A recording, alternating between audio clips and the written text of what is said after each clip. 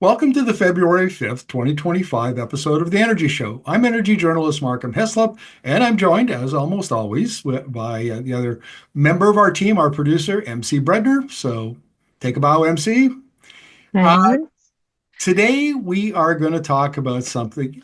Before we get into that, let's give folks the email and the text because we want some feedback. We need to get people thinking about these claims that Alberta and Canada basically should build a bunch of new pipelines. Mostly to the Yeah. West Coast, but you also see the old Energy East pipeline project being resurrected.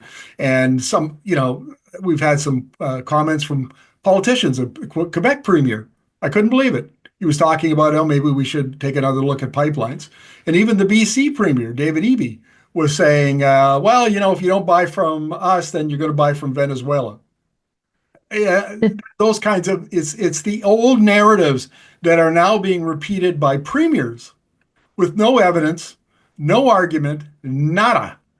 And so we're going to counter that today. That's what we're going to provide you evidence of where the, Canadian oil is going, and which means the oil sands. That's the only part of it that can expand. And we're going to do it with data from various studies. So maybe email and text. Yeah. So the email is theenergyshow@gmail.com and energy with an I. And you can text us at 587-330-5757. Okay, buckle up, buttercups, because here we go. Can you get the PowerPoint up, please? Yeah, yeah. I apologize, death by PowerPoint. I know this is boring, but you can't make an argument one way or the other about this topic unless you've got some data and evidence. And this is the thing that bothers me about the proponents of more pipelines is that they never bring evidence to the table for their case because it's not up to those, anybody who opposes pipelines or is skeptical of pipelines like we are. Uh, it's not up to us to be disproving things all the time. If they want pipelines built, they need to prove their case. Bring the numbers, show your math, let's go. And they don't do that at all. So here we have, I'll let you read it. We need to build more pipelines to expand our global reach. This is Brian G. Yeah, and of course you've got Peter Terzakian, who's a very well-known and respected economist, saying this is a wake-up call. Pipelines are needed to take all that. Look, Peter's got this wrong.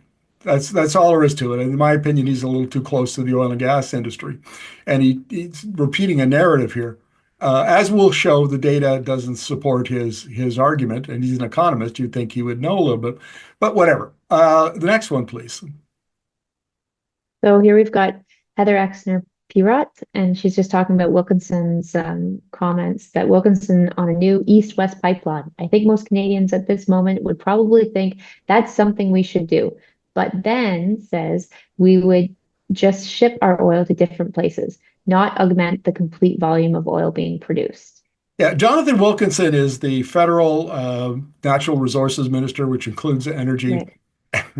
He's a bit long-winded. I've had him on my podcast and I've interviewed him at press conferences, and that sounds exactly like Minister Wilkinson. Heather Exner Poirot is the vice president of one of the vice presidents at the Macdonald Laurier Institute. It's a right-leaning organization, and I hate to take, Heather and I had a debate on our podcast, and she came and she was very articulate, and she made the argument for more production and defended the oil industry probably more articulately than anybody I've had on the show. So, hats off to Heather, and she went into the lion's den to do it. So I got a lot of respect for Heather. But I have to say, she's kind of representative of how the industry boosters are becoming a little too shrill in their calls for a pipeline without making the argument. And it's like, as if they're the more they yell for it, the more likely it's going to happen, and it shouldn't happen. Well, let me rephrase. We need to be very, very careful at looking where we're going in the next 10 to 15 years on this topic, and we need to be guided by the data and the evidence, not the salesman for the project. So let's get to the next slide. This is we're going to do this really quick. If you haven't seen a map of the Canadian oil pipeline system, this is it. And it's got a couple on here. The Energy East project to the east that was canceled, Northern Gateway, the project that was rejected in 2016 by the federal government. But this gives you an idea of the pipelines that take roughly 4 million barrels a day of Canadian crude, and export it to the U.S. Mainly, we did this a couple of last week. Where does the Canadian crude go? Well, it mostly goes to the Midwest around Chicago and Detroit, 2.8 million barrels a day, some in California, a lot more in the U.S. Gulf Coast, Texas, Louisiana, and then about 500,000 barrels a day into the Rocky Mountains around the Denver area. So that's where these pipelines take oil. Let's go to the next slide if we can, please. Okay, now we get into the meat of it. This slide was taken from the S&P Global work, and one of the reasons why I use this is because Kevin Byrne, who's the economist, I've been interviewing Kevin for, I don't know, maybe 10 years, and he's taught me more about how the oil sands operates and what the issues are, particularly around emissions, but this stuff too. And this comes from a report, an excellent report that S&P Global prepared just late last year, looking out into the future, out to 2040. And what you see here is that yes, we need more. Things are getting a little tight, right? And if you look, you see 2024, there's a little more shipping capacity than there is oil production, and that sort of carries off out to 2030, and things then get a little tighter going into the 2030s. But here are all the various pipelines, and they've also got potential optimization projects. Now, this is really important, and we'll see on the next slide. But a pipeline may be rated for 500,000 barrels a day when it's launched, but there are ways to get more oil in that pipeline. So, for instance, you can use agents that make the liquid slicker, and so it moves more quickly, less friction, and then you can increase the amount of volume that you put into the pipeline. So when they say optimization, that's what they're thinking about. So let's have the next slide, please. So here are all the potential pipeline optimization opportunities. And you can see here, they've already done a bunch of them since in the last 5, 6, 7 years. I remember back in 2018 doing a story on Enbridge had reported that it had 500,000 barrels a day of potential optimization that it could bring to the table. And this was after Northern Gateway got canceled. But look at this here. And Enbridge, by the way, has the far and away ships the most. It has that big mainline pipeline down into the south. So, but 650 barrels and perhaps more than that, 650,000 barrels a day. Let's go to the next slide, please. Okay, so the argument here is we don't want to be dependent on the Americans anymore. So we want to build capacity out to Asia. Now, the Trans Mountain expansion is 590,000 barrels a day, and together with the existing pipe, it's about 890,000 barrels a day. And approximately 540,000 of that is for heavy crude oil. 56% of that is already going to Asia. So there is a market in Asia for refineries and petrochemicals. Fair enough. But there's also debottlenecking of Trans Mountain expansion that could add as much shipping capacity as 250,000 barrels a day. It's almost half of the existing capacity. And there is a strong advantage, like shipping from the West Coast to Northeast Asia, so China and India, and some of the other Asian countries compared to the US Gulf Coast, where you've got to go the long way around. So there's no doubt that there's some opportunity in Asia, and we'll see what the S&P Global folks had to say about that. So next slide, please. Okay, this is actually, they're talking here about the American market.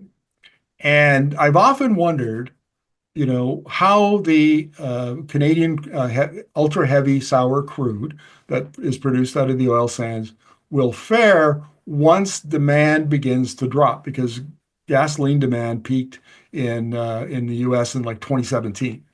Their drive fuel efficiency standards have brought that down. Now they're beginning to slowly, compared to the rest of compared to other countries, electrify their light duty vehicle fleet. So according to this, the S&P Global folks say that even when the refinery demand for crude oil begins to decline, and you can see it decline quite a bit from about 2024, 25, right where we are now, out to 2050. But the amount of heavy crude from Alberta will remain the same. And the reason for that is because it's very competitive. It sells because of its lower grade, it's much thicker, and it needs special equipment in the refinery to process it. It sells at a lower price. And what the Americans have been doing, contrary to what Donald Trump says, we're not ripping them off. In fact, exactly the opposite, because what we do is we send them down this lower grade, cheaper, heavy crude, which they then turn into diesel and aviation fuel and gasoline. Meanwhile, they'll take the same amount of light sweet crude that they're producing in Texas and the Permian Basin, and they'll ship it off to Europe and sell it at Brent prices, which are substantially higher. They're making good money on this. This is very profitable for them, and less so for us. But that kind of arrangement, as long as that relationship holds down in the U.S., the S&P analysts think that the Canadian crude can hold its own. It won't be pushed out of the American market. Okay, let's see the next slide, please. Okay, why is that? Well, there's something called a half cycle cost and a full cycle cost. So if you look over to the left, and you'll see the half cycle cost for existing oil sands facilities, 2014 to 2012. They're very low. And what this means is the half cycle costs are basically running the operation. The cost of staff, the cost of electricity, the cost of repair and maintenance, and all of that stuff, plus whatever profit you can make. The capital has been paid off. And that's very important, because the oil sands, unlike conventional oil production, all of the capital gets paid up front, because you're essentially building manufacturing facilities, is more what it looks like rather than oil wells. And so what you have to do is you pay all that technology. Remember we were talking yesterday, MC, about your car, your EV, and how it cost more to buy up front, but then the operating costs were lower? Exactly the same principle here. So you can see down some of the Canadian down break-even costs are down below $30. SAGD, which is probably the only part of the oil sands production that would expand, and its break-evens are down around $40. And then the mining is up in the low 40s. But look over to the right, and you'll see this Canada SAGD and Canada Mine. Those are full cycle costs. So if you were doing a greenfield project right from the start, and you had to include your capital costs, you'd be up over $60 a barrel break even for SAGD, and over like $100 if you're doing a mine. Now the mines, they're not going to expand the mine. You can see why they're not going to build any more mines, and why they would go to SAGD. It's much cheaper. But $60 a barrel break even puts them on the higher end of the scale. Far, far less competitive. So the projects you've got now that you can optimize and expand in what they call brownfield as opposed to greenfield, that's your best bet to keep your costs low and be competitive. And they're very well situated to do that. In fact, the ones on the left that you can see in the pink, the costs are actually lower than the average US break-even price. Okay, next one, please.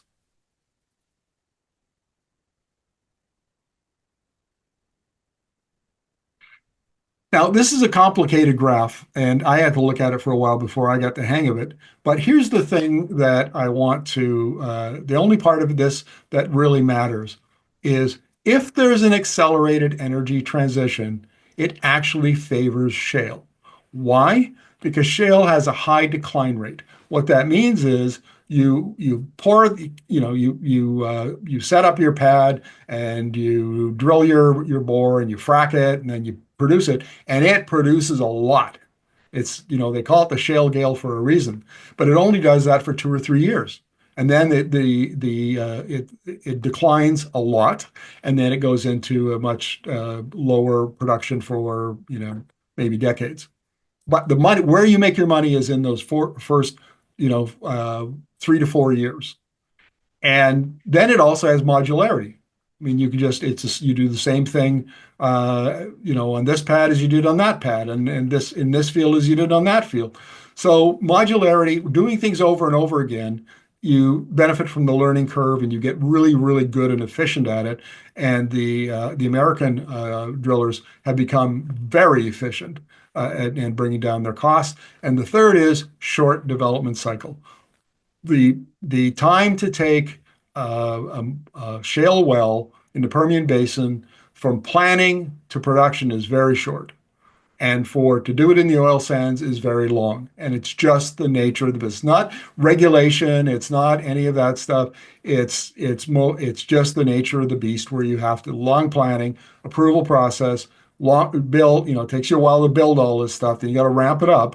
So if if the transition accelerate, sorry, if the energy transition comes faster than we think, right? So the International Energy Agency says peak oil demand by 2030, short shoulder, then a big decline curve.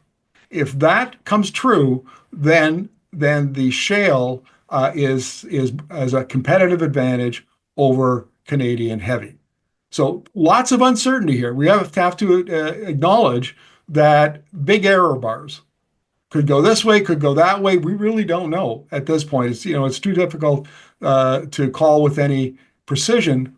But this gives you two scenarios. One where the Canadian oil sands, like the bitumen, the ultra heavy sour crude, is very competitive, holds its own in the American market, and another one where it actually is uncompetitive compared to shale, and we may see production decline. Okay, next slide, please. Okay, this is what I was getting to. So if you look at the development time here, and we won't talk about the mine because we're not going to have any more of those. 3 to 4 years for engineering and design, regulatory review 2 to 3 years, development 2 to 3 years, and ramp up 1 to 2 years. 8 to 12 years just to get to the point where you're operating at capacity. And look at the light tight oil, the shale oil. Engineering and design, less than a month. Regulatory review, 1 to 3 months. Development, 4 to 5 months. Ramp up 1 to 2 years. I mean, literally within less than a year, you've got the thing operating and you're ramping up to get full production. And so your capital recovery is only 40 months on average, and your productive life of the well is 30. So you can see why in an era of uncertainty, we don't know we don't know if peak oil is going to if oil demand is going to peak in 2030, maybe 2050, we don't know. And we don't know what climate policies are coming down the road. The US has got Donald Trump until early 2029. We might have maybe a Democratic administration, and then maybe they bring climate policies back. Who knows? Yeah. There's a lot of things a lot of moving parts to this. But you can see where if there's uncertainty and you're an investor, do you want to risk your capital for 5+ years? Maybe you're not getting anything back, or do you want to get it back as soon as you can? And I think the answer is self-evident. And that's why we're seeing investors piling into the Permian Basin and not so much into there's not a lot of expansion planned for the oil sands. Okay, on to the next one, please. Now, the oil sands have entered an era of optimization where growth principally comes from existing operations. Those are the brownfield developments. And you can see where on the right-hand side here, composition of oil sands growth, and it's debottlenecking, step up, step out optimization. So when you have an operation, but your bitumen resource extends further away from your current operation, and so you expand your operation to include that little bit of the resource, and you're using all your existing infrastructure in your buildings and so on. So it's very low cost for you as opposed to building something new.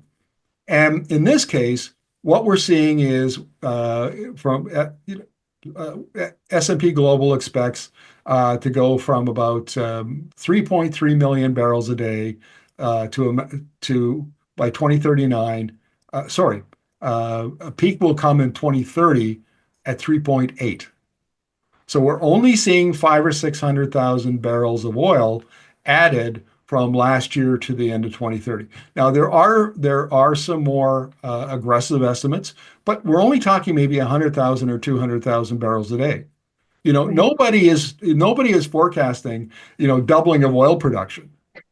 Yeah, that's like Well, the some people are, but not these people. some people, and by some people, we mean Alberta Premier Danielle Smith, who said and put out Correct. a press release on January 6th, we want to double oil production. There's nothing in these numbers that should suggest that's going to happen. And in fact, what you see is S&P Global expects that from 2030 to 2039, production will actually drop from 3.8 million barrels a day to 3.5 million barrels a day. So never mind growth, never mind expansion, there's likely to be a contraction of supply over time. And part of that is some of these fields have been in these operations have been there for 20, 30 years, and they're coming to the end of their resource life, and Right. so then the operator has to make a decision of whether they're going to build something new or can they expand what they have, and but those you know the odds are that some of these are going to fall away. Some of them are really high cost. Some of them have really high greenhouse gas emissions intensity, which is a problem. So I think the estimate here, the forecast of falling production from 3.8 million barrels a day to 3.5 is probably pretty reasonable. I would think. Okay, next slide. That's it. We've come to the end. So that anybody who's watching those looked at those slides is looking at that and going, where are we going to get 8 million barrels a day out of that? Yeah. Now, there's lots of resource up there. There's 170 billion barrels of bitumen that's recoverable. It's the third largest oil reserve in the world. It's all potentially there, but it has to be economic. Yeah. And the companies just aren't. I mean, you don't see companies banging on the door with development projects. There's one. Suncor is going to develop Christina Lake, which is very controversial, but they need to replace some of their production, so they're going to develop Christina Lake. But most of it is just these smaller optimization projects. And the fact is that, and we started talking about pipelines. A, there's not going to be a whole lot more supply. B, Right. we know there's going to be some optimization, maybe as much as 650,000 barrels, plus maybe 250,000. There's more yet. And this is the thing. There is a process called partial upgrading. So bitumen is like peanut butter. It has to be diluted with a light hydrocarbon, 20 to 30% to get it to flow in a pipeline. So back in 2016, 2017, the government brought in a program to encourage companies to set up partial upgrading operations where you would take that heavy crude and you would upgrade it enough, not a full upgrade to synthetic crude, but just enough to get it to flow in the pipeline. And then what you got basically was 20 to 30% more pipeline capacity. Synovus Right. did this with a company called Shearjet. They did the last I saw, they were doing a 50,000 barrel a day project. For that reason, they expected to get 20% more space in the pipeline. So if we're sending down, oh, let's say 3.5 million barrels a day, just for sake of argument, and we could recover 20% of that space by partially upgrading in Alberta before it goes down. What does that free up? 700,000 barrels a day. Something. And at 30, and if it was at 30%, now we're talking about almost 1 million barrels a day. So what happened is in 2019, the UCP got elected, and one of their first things they did was cancel that program. And that's really that basically killed the industry. There hasn't been much going on in that space ever since. That was a mistake. Because if that had been followed through and some of those companies were were helped along to the point where it was commercially viable and they could scale up their operations, right now Alberta would be sitting with substantial partial upgrading capacity, and they would have Right. opened up more space in the pipes that they have. Hmm. So there's other things. There's been a fair amount of research, and I'm not sure this is commercially viable, but if we had to do it, I would bet that some clever engineers could make it work. It's called neat bit. So what you do is you put the bitumen into a rail car, and you heat it just enough so that when you get to Vancouver, you can still get the bitumen out of the car, and then Okay. you put it on a ship. So instead of a Trans Mountain expansion, and doing it with a pipeline, and then there's a terminal at the other end, you would have to have a terminal, or maybe you could use the Westridge terminal, and you would unload these rail cars and then put it in a ship, and off it would go. And the complaint about that has always been that it's too expensive. Well, Right. I don't know whether it is or not, but I remember doing stories back in 2018, 2019, where the neat bit proponents, so take it with a grain of salt, were saying we're very close to being price parity with pipelines. So Wow. if nothing else, why aren't we looking at partial upgrading, neat bit? There was a bitumen puck. You put the bitumen and you put it into a little gelatinous container that would then dissolve. I mean, there's all kinds of innovative things. We keep going back to the same old well. Instead of, Yeah. I don't understand this because engineers, oil and gas engineers, are some of the cleverest people I know. They're really smart. They really know how to engineer this stuff. And yet they keeps going, no, pipeline's the only option. No, we're not going to look at that. No, we're not going to look at that. And I don't get it. So now that we're talking about maybe, wanting to get more, build more pipelines to get the product over some, maybe further down south, or maybe you want to send it over to Asia. What are the odds after what happened with Trans Mountain expansion? And for those of you who aren't aware, if you're not from Canada, that was a hellacious political fight. The province Yeah. tried to block it. The city of Burnaby tried to block it. It delayed it by years. Finally, it was so bad that Kinder Morgan, the proponent, gave up, and it only got built because the government of Canada bought it for, I think it was $5.4 billion, something like that, and then it cost 34 to 35 billion dollars to complete. That Yeah. and so it was COVID, and there were labor shortages, and there were all kinds of problems. But you essentially saw a sevenfold or 6.5-fold increase in the price to get it built. They can't even charge tolls high enough to recover all of that cost at this point. Yeah. So we're going to do that again, and maybe Yeah. for two or three or four pipelines. Like, I don't think so. For I just the You don't see pipeline companies lining up to say, yes, we'd like to build a pipeline to the west coast of Canada. No, there's no, the demand isn't there, and it's the costs, the political costs and the regulatory costs are too high for these kinds of projects.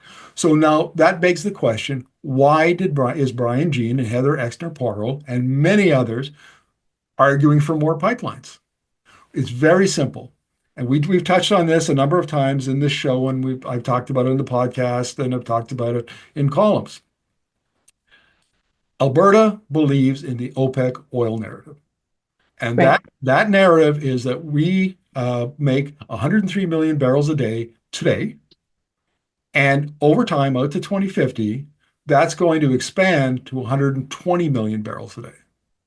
So if you're Danielle Smith, you look at that and you go, okay, that's 17 million barrels a day of extra demand. Why Hmm. can't Alberta have 4 million barrels of it? Yeah, Okay, exactly. and that's where everybody, they all have adopted that mentality that we're entering the golden age of oil, whereas the International Energy Agency says that age of oil is ending and the age of electricity is beginning. And Right. so what it comes down to, bottom line, what it comes down to is which scenario are we more likely to see? The IEA scenario, peak oil and a quick drop, or the OPEC scenario of continued growth out to 2050 and probably beyond. Energy Media, having done all the work that we've done, we believe it's the IEA is more likely. Right. So here's and as S&P Global said in its, that we had a graph up there where it talked about accelerated transition. That's what it means. What happens if the IEA is right? Mhm. And think about all the uncertainty.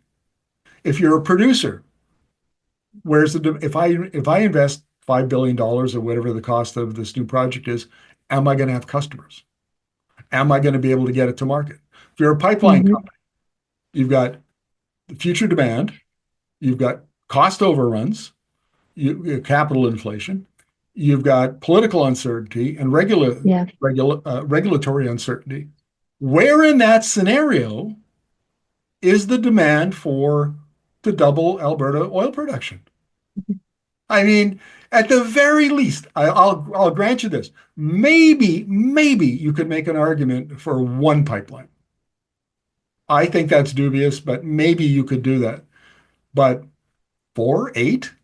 I heard somebody tell me that they're in the business and they were talking to a couple of people, their colleagues, and they were saying we need 16 more pipelines. wow. No, there are not going to be 16 more pipelines. The evidence that we've showed today blows a big hole in that argument. And Absolutely. and admittedly, there is an argument on the other side for a pipeline or two, whatever it is. And now this is kind of a challenge to people like Heather Exner-Poirot, to Peter Terzakian. If you believe there should be more pipelines, then present the counter argument to what we just did today. Show your math. Stop shouting at us and show your math. Because if you can't show your math, shut up. I'm tired of people talking all the time about, it's the federal government's fault, it's Trudeau's fault, it's his fault, it's somebody else's fault all the time when the basic business case doesn't hold together. That's the problem. So you got a business case, make it. In fact, we'd open up an episode of the Energy Show for somebody to come on with data, with evidence to make the case for a pipeline. Nobody will take me up on that because it can't be done. In my opinion, I said it maybe could be done. It would be a tough one. And I'd love to have somebody come in and, give it a try. Yeah, I mean, I think the most simplest way is that why would you take on a big capital project that's only going to be good until peak oil demand is reached? This does not make any sense. There's a big concern in the oil business about stranded assets. And, Yes. we talk here about how new clean energy technologies disrupt industries, and then that disruption travels down through their supply chains. So Hmm. clearly, the auto industry has been disrupted by batteries and electric vehicles. You can't even argue against that these days. What is upstream of the auto industry? It's the oil industry. Yeah. Vehicles, ground transport runs on gasoline or diesel, right? Yeah. So If the auto industry is already disrupted and every year there's a higher percentage of electric vehicles being sold, and in 2023 it was 80%, and I think next year the numbers will show that it's probably around 75%, maybe 70%. The global fleet of automobiles is changing. So what that means is we're seeing the early stages of disruption in the oil industry. Now, I have a Bloomberg article that I've saved. It's about how super majors like ExxonMobil and Chevron are already beginning to get out of high cost, high emissions fields and shifting into low cost with break evens around $30. And we saw how important that was in Hmm. that chart with low emissions intensity. Why are they doing that? Why would the big guys, the smart money, be running over there? Is because they know that the uncertainty around oil demand is going to increase Right. almost daily between now and 2030. And they're preparing for that future. So I'm sorry. You put all the evidence together and like we did today, and the odds of there being demand for another pipeline are just pretty slim. Anyway, uh, poor MC. Yeah, I bombarded you with all of this boring stuff, and that's what we do here at Energy Media. We're nerdy. We're the nerdy Yeah. journalists. We read reports and we get data and we interview experts all over the world, and then we try to explain it in simple terms for Canadians. And but I get it. Sometimes it's pretty dull, really. But this is an important question because It look how is. much money Canadian taxpayers spent to bail out Trans Mountain expansion. Are we going to Yeah. do that again multiple times?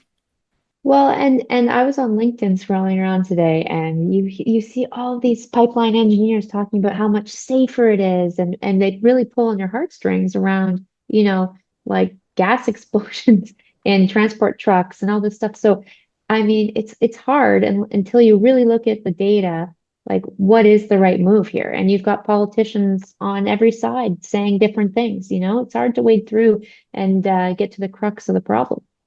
Well, we've laid out our argument. We've laid it out, and anybody who wants to punch holes in it can do so. You've got give us. Let's have our contact information again, MC. Yeah, so it's the Energy Show, energy with an I, at gmail.com, or you can text us at 587-330-5757.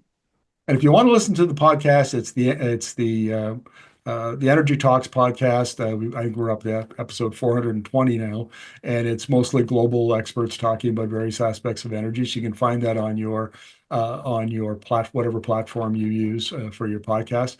But until tomorrow, MC, thank you very much for joining me today, and we will see you folks tomorrow. Sounds good, everyone.